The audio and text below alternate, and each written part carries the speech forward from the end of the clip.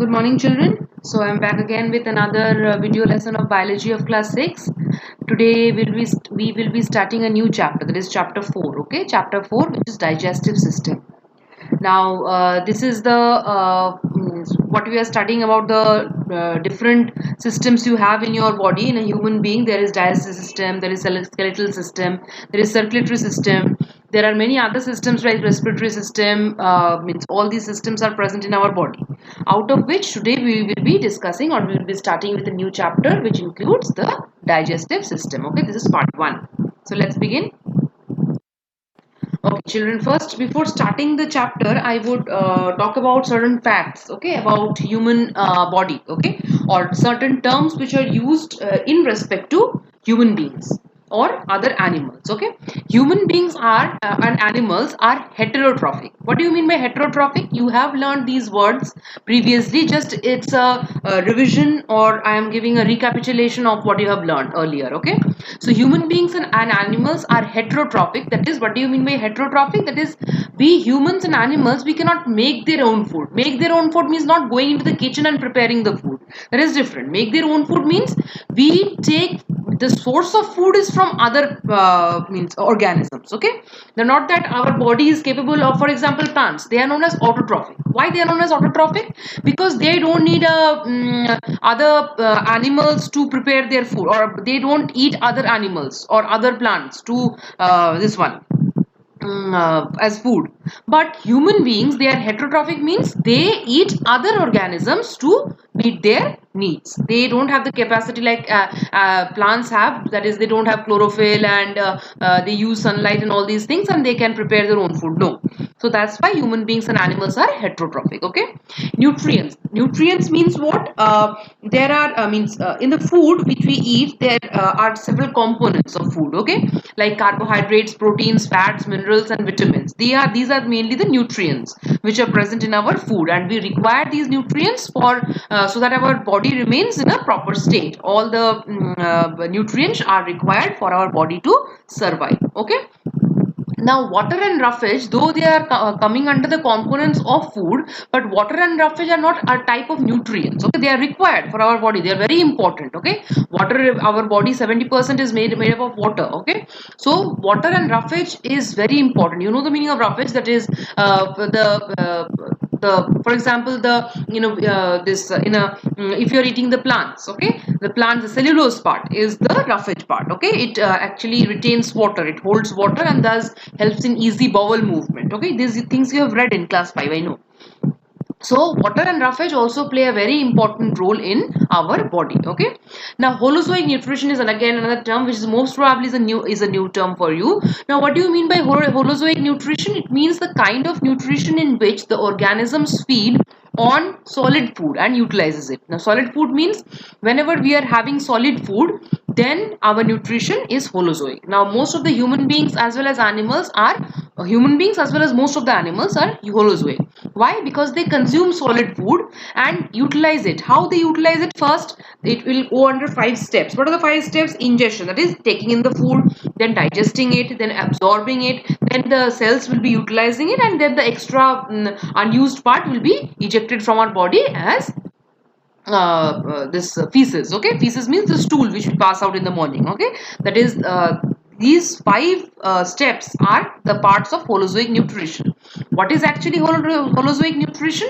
That is organisms, where the kind of nutrition where the organisms feed solid food, okay, which they have to chew and then digest, and then it can be utilized. Okay, now humans are holozoic, very important. Okay, these things are asked in the examination. Now, mainly we'll go into the main part of the chapter, that is nutrition in human beings. Nutrition in human beings has 5 main steps. Okay, it includes 5 main steps. The process of nutrition in human beings, it involves 5 steps. What are the 5 steps? Ingestion, then digestion, then absorption, then assimilation, as well as the last one is egestion. Okay, now what do you mean by ingestion? The process of taking in of food is called ingestion. That is, we are opening the mouth and with our hands we are taking in the food. That is ingesting the food. Okay, so we are having the food. We are taking it into our body through the mouth. What is digestion? It is the process in which the food containing large insoluble molecules is broken down into smaller water soluble molecules, or when the complex food is changed into simpler absorbable form by the action of various enzymes, is called digestion. We have some special organs which bring about digestion in our body. Now digestion means what? The big chunks of food which we are eating, okay, that cannot be utilized by our body. So what our body does, those large insoluble means which doesn't get mixed with the water. The insoluble chunks, the large insoluble chunks are converted or broken down into smaller, okay, and water soluble, which is soluble in water. That is mainly the process of digestion. That is, a complex food is changed into a simpler form. Simpler, which is absorbable. What do you mean by absorbable? Means which our cells or our blood can absorb from our digestive system. Okay, that is digestion.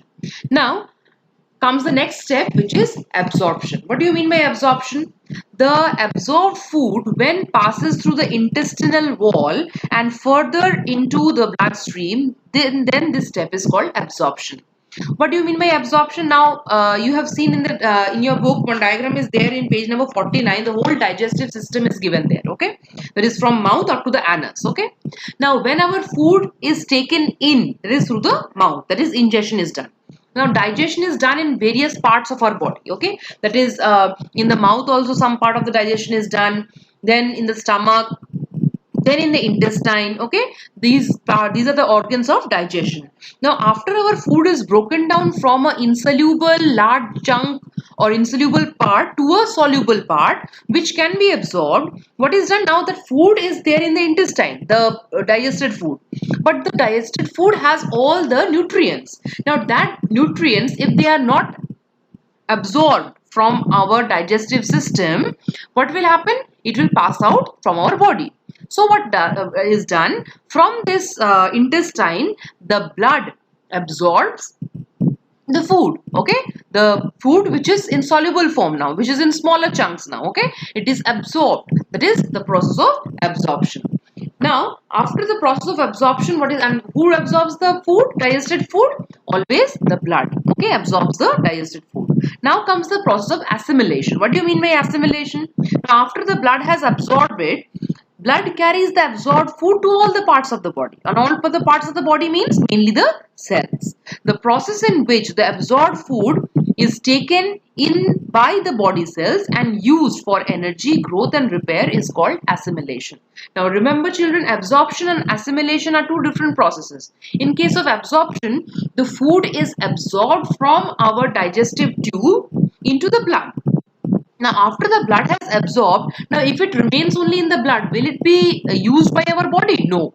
That blood has to reach the food, digested food, to different cells so that it can be used up by our body for different processes. Okay, so give us energy for our growth and for repair. Repair means some wear and tear always take a place in our body, that has to be repaired.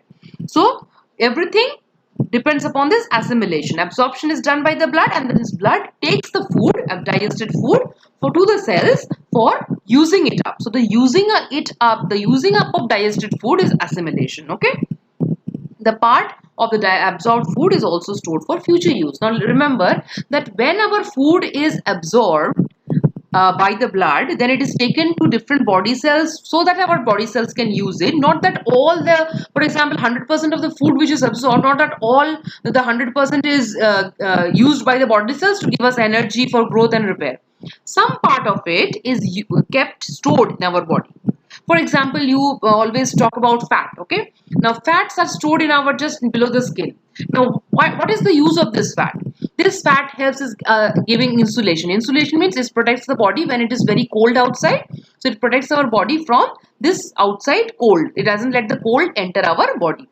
Also, when for example we are starving, we don't have that much food available in our we are not able to feed ourselves. Now that food which is stored in our body, that food is used by our body in need, when there is availability of no food. Okay, that time it can be used, and our body stores this food in the some part in the liver as glycogen. It stores in the liver as fat. You can see under the body skin, it is stored as fat. Okay, like this the food is stored.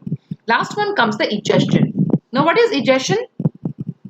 It is the process in which the undigested food which is of no use to our body is eliminated from the body. Now what does this mean? That the it is the process in which the undigested food, means all the part of the food which is very useful, is absorbed by the blood. Now there are certain parts like the roughage part, that is the we are eating plants and all, the roughage part, the cell wall part, all these things are there in the digestive tract itself. Okay, in the digestive tube. Now that cannot be kept in our body, that has to be taken out. So that process in which the undigested food which is not digested is, and it is of no use for our body, is eliminated from our body. Okay, this is digestion. Now we'll go to the next slide. Now here we'll be talking about the food in the mouth. Now we know that mouth is an opening which leads into the cavity. Which is that cavity? It is the mouth cavity. Which part is the mouth? The two lips. It is bounded by two lips, and we open the lips, the mouth. That is the mouth, and inside that mouth is a cavity which is known as the mouth cavity. Okay. Teeth and tongue are the two prominent structures in the mouth cavity. So inside the mouth, what are the two main structures? Teeth and tongue. So I have written the functions there. Just you have to learn these functions. Okay. Teeth functions, what you have, chewing the food is the main function of the teeth. Okay, gives shape to our face. It enhances the beauty of our face. A person not having the teeth, you have seen how the face looks like, so it enhances the beauty of the face. Helps to speak clearly. If you don't have teeth, you will not be able to speak clearly. Okay, your words will not be very clear. Okay, now functions of the tongue. Helps to mix the food to the saliva. Saliva means the watery liquid which is inside our mouth is known as saliva. This you have read in class 4. Now the food is mixed with the saliva because the saliva contains many enzymes which help to digest the food. Pushes the food to the back of the throat. It pushes the food to the throat so that it can be swallowed by us. Okay. Tasting the food, because the tongue has taste buds and it helps in tasting the food. Speaking, again tongue helps in speaking. You hold the tongue and you try to speak, you will not be very clear in your words. Okay, so these are the functions of teeth and tongue. Now after this, children, we have the types of teeth, which is very important. Again, types of teeth, first of all I'll tell you one very important thing. Types of teeth is different from two sets of teeth. Okay, humans have two sets of teeth. Two sets means in their lifetime there are two sets of teeth. You are aware about this. Okay, primary teeth when the child is just growing. Okay, that is when the child is in 6 to 8 months of age, months not years. Okay, months of age, then some teeth come into the mouth. They are known as they start coming at that age.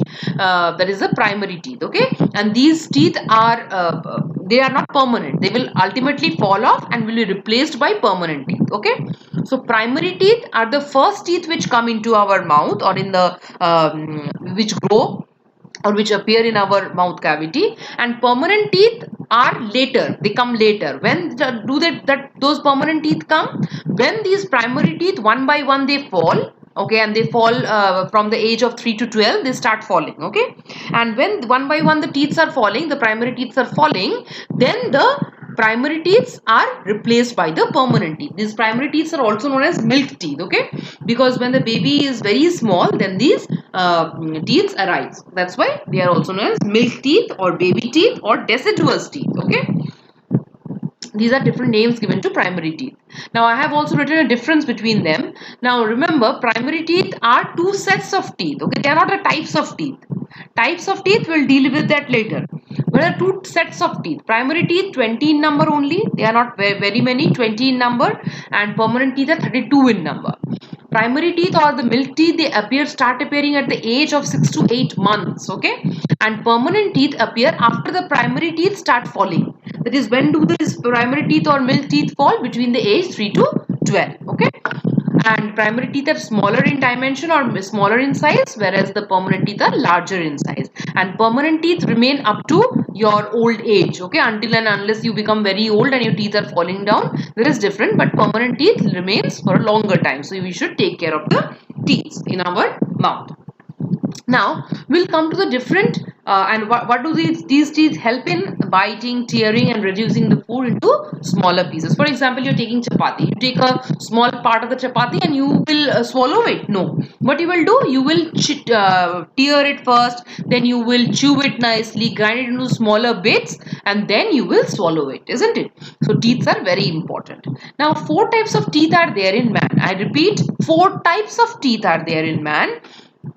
The first, primary teeth and permanent teeth, what we talked about, there are 2 sets of teeth which come in our lifetime. But types of teeth are 4. Okay, incisors, canines, premolars, and molars are the 4 types of teeth. So if you are asked in the examination, name the 4 types of teeth in man, then it will be incisors, canines, premolars, and molars. Okay, now first we'll talk about incisors. When I talk about the incisors and all the teeth, you will just refer to the diagram which is alongside. Okay. First, incisors. These teeth are used for cutting the food. You first cut the food. Whatever you are eating, you are cutting it. For example, you are having a cucumber, a piece of cucumber. You are cutting first with the front teeth which are in front. Okay, they are the incisors. These are broad and have sharp edges which are just in front on the upper and lower jaw. There are 4 incisors in each jaw. I have shown only one jaw. You can see that this jaw has the first blue colored teeth on the first 4. These 4 are the incisors. Okay, they have sharp edges and they are used for cutting. Very important. What is the function of incisors? They are used for cutting the food. Okay. Now comes the canines. On both the sides of the incisor, that is the blue part is ending, you can see 2 pink teeth. They are the canines. One on the left side and one on the right side of the incisors are present. One canines on 2 sides. Okay. On both the sides of the incisors, 1 canine is present. These teeth are pointed and are used for tearing the food. Okay. We tear the food with the help of canines. These canines are more functional in carnivorous animals who tear the flesh, okay, and then they eat it. So canines. Canines are present where? On both the sides of the incisors. So I have shown only one jaw here, okay. So I'll talk about the total number of teeth now. Premolars. Premolars means in front of the molars. That's why the name premolars. Okay. These teeth are used for grinding the food. We grind it into smaller bits. Okay. These teeth. They are broad with ridges and cusps. Cusp means there are, you can see some it is very rough. It is not totally plain. It is not a smooth surface. It is a bit rough surface. So these are called the cusps, which we'll deal with in the next this one. Slide. There are 4 premolars in each jaw. 4 premolars. See the purple ones or the light violet color ones. Can you see 2 on towards the left side? You have 2, and on the towards the right side again 2. Okay, so they are mainly used for grinding the food. Very important, grinding. Molars. Molars, these teeth also crush and grind the food. The main function is crushing and grinding. Molars. They are broad with many ridges. They are not smooth. They don't have a smooth surface. You can touch and see your teeth also. They are not smooth. They are very rough and they have ridges. Ridges means they are not smooth and they have curved surfaces, undulated surfaces. The last, there are 6 molars in each jaw. In each jaw, there are 6 molars. So this is one jaw. Can you see? Molars green 2 and other 2 molars also on the other side, right, left hand side 2 and right hand side 2 green, 2 green each side. They have shown in 4, and the third molars which you can see a bit brownish in color, they are also molars. Actually they appear a bit later in age. That's why they are colored in different colors. Actually they are the molars, but these third molars are actually the wisdom teeth. Okay, and they grow only after the 20 years of age. This shows that the person who has grown into an adult and he or she is now showing a little bit wiseness or wisdom, is showing wisdom.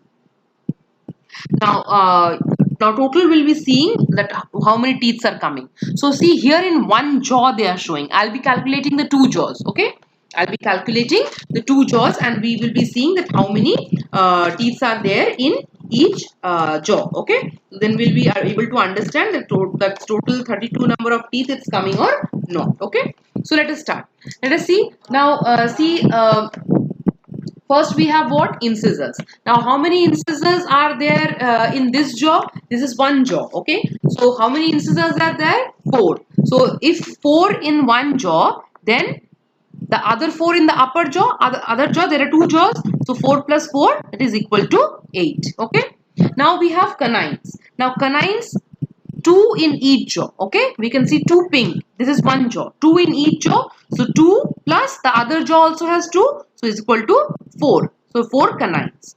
Now we have premolars. Premolars, 4 in each jaw. So this jaw has 4. So 4 plus the other jaw also has 4. So 4 plus 4, 8. Okay. So premolars 8. Now we have molars how many? In an adult, I am talking about. Adult means we will consider all the 6. That is third molars as well as the molars. Okay. So molars 3, 2 on this side, 3 on this side. 6 in each jaw. So 6 plus 6 is coming to how many? 12. So how many? Now you just total it. 8 plus 4 plus 8 plus 12. How many it's coming to? See, it will be coming to 32. That's why permanent teeth we have 32 in number. Okay, clear now? Now, we'll go into the next slide. Okay, now we'll deal with the dental formula. Now, what do you mean by dental formula? Now, you have heard about molecular formula in chemistry, for molecular formula of a compound in chemistry. You have also dealt with the many formulas in maths. Now, many formulas are there, okay? But now we'll be talking about the dental formula. It is according to the number of teeth which are present inside the mouth, a formula has been formed, okay, to see that how many teeth are there in an organism. Now, how it is done? These we are talking about human beings. In adults, each jaw has 4 incisors, okay? Each jaw has 4 incisors, flat teeth for biting the food. 2 canines, each jaw they are talking about now, okay? Not to both the jaws. So, in the diagram I have shown here both the jaws. So, 2 canines pointed for tearing harder food such as meat. 4 premolars are there in each jaw for grinding the food. 6 molars are there larger than premolars, also used for grinding. Wisdom teeth are the last molars, which is the third molar I showed you in the previous slide, to come through at the back of the mouth, which grow after 20 years of age. Okay. The dentition means how the teeth are arranged in adult human. Adult means nearly age of after 18.